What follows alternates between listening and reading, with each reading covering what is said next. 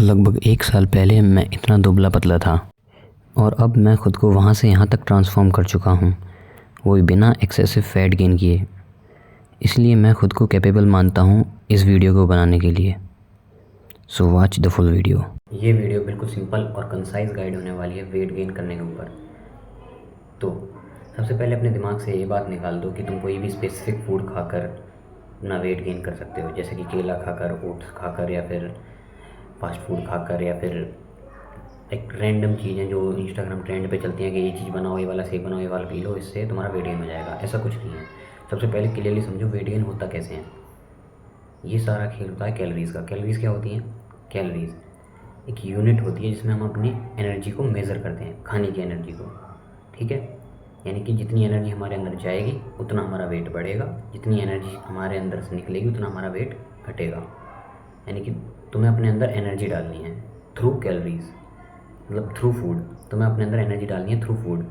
Energy को हम नापते हैं कैलोरी में, तो कैलोरी हम इसे बोलेंगे। तो हमें कितनी कैलोरीज़ खानी है दिन में जिससे हमारा वेट गेन हो। तो इसके लिए मैं तुम्हें ये नहीं कहूँगा कि तुम मेज़र करने बैठ जाओ कैलकुलेटर लेकर, या फिर गूगल पे अपना वेट वगैरह ये सब कैलोरी निकालने लगो। तो सिंपल तुम्हारे डेली रूटीन के अकॉर्डिंग मैं तुम्हें ये बताने वाला हूँ कि तुम्हें क्या करना है। सबसे पहले जाके अपनी बॉडी चेक करो, मतलब मिरर में जाके खुद को देखो कि तुम्हें किस लेवल के तुम स्किनी हो, किस लेवल का तुम्हें सरप्लस करना पड़ेगा। सरप्लस यानी कि तुम्हें किस लेवल की कैलोरीज बढ़ानी पड़ेंगी, तुम्हें कितना वेट गेन करना है वो देखो। उसी हिसाब से तुम्हें अपनी कैलोरीज बढ़ानी है। ज़्यादा करना है तो ज़्यादा बढ़ाओ, कम करना है तो कम बढ़ाओ। ज़्यादा तुम्हें मेज़रिंग वगैरह करने की, ज़्यादा तुम्हें चीज़ों को कैलकुलेट करने की ज़रूरत नहीं है। तो सबसे पहला पॉइंट, दिन के कम से कम 5 से 6 मील लेने हैं। मतलब दिन में कम से कम 5 से 6 बार खाना खाना है। जैसे कि ब्रेकफास्ट में खाया, ब्रेकफास्ट के बाद स्कूल में खाया एक बार लंच में, फिर उसके बाद घर आके लंच में खाया, उसके बाद इवनिंग में कुछ स्नैक्स खाए, फिर उसके बाद डिनर किया, और डिनर के बाद फिर दूध पिया। तो ऐसे ही।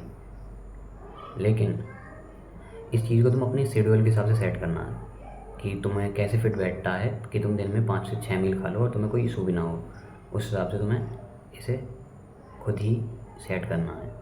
एंड अगला पॉइंट, हर मील में कुछ ना कुछ सरप्लस करो। जैसे मोस्टली इंडिया में हम रोटी खाते हैं, तो रोटी में जैसे तुम 3 रोटी खाते हो तो 3 में आधी रोटी ज़रूर और ऐड करो हर मील में। बस ज़रूरी नहीं है कि वो रोटी हो। तुम दूध पी रहे हो तो दूध को और एक्स्ट्रा करो, सब्ज़ी ले रहे हो सब्ज़ी को और एक्स्ट्रा करो, दाल है, चावल है, जो भी खा रहे हो उसे सरप्लस करो, उसे बढ़ाओ बस हर मील में। इससे तुम्हारी मील की फ्रीक्वेंसी बढ़ेगी तुम्हारे खाने की, और साथ में उसका अमाउंट भी बढ़ेगा। एंड अगला पॉइंट, कैलोरी डेंस फूड खाओ। कैलोरी डेंस फूड क्या होते हैं? ऐसे फूड जिनका साइज़ तो कम होता है लेकिन उनके अंदर कैलोरीज बहुत ज़्यादा होती हैं। जैसे कि ड्राई फ्रूट्स, बादाम, काजू, किशमिश, एंड ड्राई फ्रूट से अलग हट के पीनट्स, पीनट बटर एंड घी। ऐसी चीज़ें कैलोरी डेंस होती हैं जिन्हें तुम्हें कंज्यूम करना है, क्योंकि ये पेट में जगह भी कम घेरती हैं और कैलोरीज भी ज़्यादा दे देंगी। तुमने खाना खा लिया, अब तुम्हारा पेट भर गया और तुम पे आगे रोटी नहीं खाई जाएगी, तो तुम उसके बाद ड्राई फ्रूट्स खा सकते हो। नेक्स्ट पॉइंट है ड्रिंक योर कैलोरीज, क्योंकि कैलोरीज़ को खाने से ज़्यादा आसान होता है उन्हें पी जाना। जैसे तुम खाना ज़्यादा नहीं खा पा रहे और खाना खा लिया है, उसके बाद तुम्हारा पेट भर गया, लेकिन तुम पी सकते हो कैलोरीज़ को, शेक्स बनाओ। तुम्हें चैट जीपीटी खोलनी है या गूगल खोलना है, उस पर सर्च करो कैलोरी डेंस शेक रेसिपी। तो उसमें तुम्हें बस जो तुम्हारे पास रेसिपी में सामान है उसे मिक्सी में डालो, जूस बन गया, शेक बन गया, उसे पी जाओ बस। जैसे कि दूध हुआ, बनाना हुआ, एंड जो भी चीज़ें तुम्हारे पास हैं। और ये ज़रूरी नहीं है तुम डेली कर रहे हो, किसी किसी दिन तुम्हारी कैलोरीज, मतलब तुम्हारा खाना जो है ज़्यादा नहीं खा पाते हो, तो उस दिन तुम शेक ज़रूर पी लो। मतलब एक भी दिन मिस नहीं होगा इससे, और डेली पियोगे तब भी कोई दिक्कत नहीं है, कैलोरी सरप्लस ही रहेगा। और अगला point, do not dirty bulk. Dirty bulk मतलब excessive sugar, excessive oil avoid करो। एक्सेसिव शुगर और ऑयल जैसे कि फास्ट फूड, कोल्ड ड्रिंक, मिठाइयाँ, ये सारी चीज़ें अवॉइड करो, क्योंकि ये बिल्कुल हमें ऐसा फैट देंगे जो हमारे लिए अनहेल्दी होता है।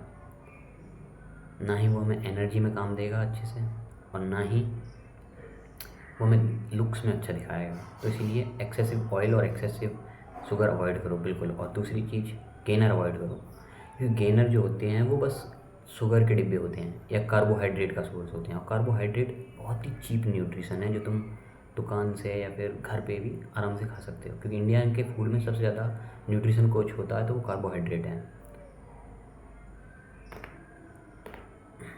तो आज की वीडियो में सिर्फ इतना ही। विंटर आर्क में ग्राइंडिंग कंटिन्यू रखना।